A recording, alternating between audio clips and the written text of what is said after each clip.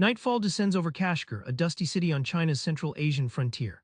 Cameras mounted on every street lamp track every face. In a small apartment, Amina checks her phone nervously. Tonight, a routine trip to the market could trigger a data alert, sending the security forces to her door. But why is her daily life now fused with an invisible system of surveillance so vast it rewrites what it means to be free? That's the line Qin's surveillance state dares to unravel. Start with a border town where surveillance isn't just watching, it's a tool of control. Here, the party system isn't theoretical, it's brutal, granular, omnipresent. In Kashgar, Xinjiang region, Amina, a Uyghur woman, lives under the watch of police drones and AI-enabled cameras that identify her movements. Her every phone call, purchase, and even social media post feeds a vast state database designed to preempt dissent. This isn't paranoia, it's documented in chilling detail. Families broken, communities stifled, identities suppressed under digital siege. Imagine a spider's web, every thread tied so precisely that a single tremor reveals an insect trapped. China's surveillance system works the same way. Each data point, facial recognition, spending patterns, travel logs, interconnects, forming an inescapable mesh. The state isn't just watching, it anticipates your moves before you make them, turning data into a psychological trap. But here's the twist. Instead of just subjugation, this system transforms society's rules. People self-censor, neighborhoods become guarded fortresses, trust erodes.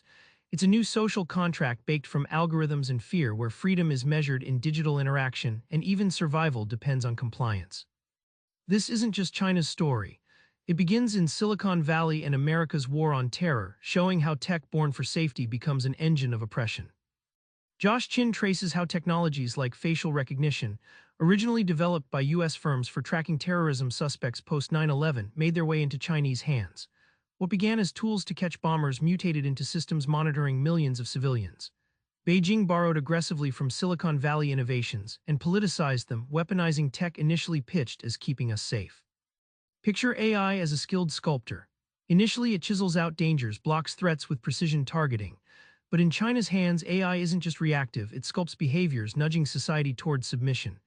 Algorithms sift through social credit scores and predict risk profiles, turning raw data into social engineering, bending collective will on a massive scale. The unforeseen consequence, a subtle trade-off where citizens trade freedoms for the illusion of safety. Where once mass surveillance launched as a defense, it slides toward full social management.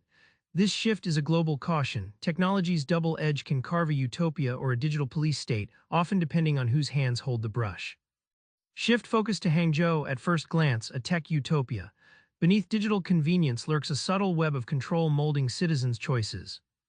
Hangzhou, home of Alibaba's headquarters, is China's showcase of digital utopia. Sensors optimize traffic light timings, drones monitor food safety, and AI-powered apps streamline emergency responses.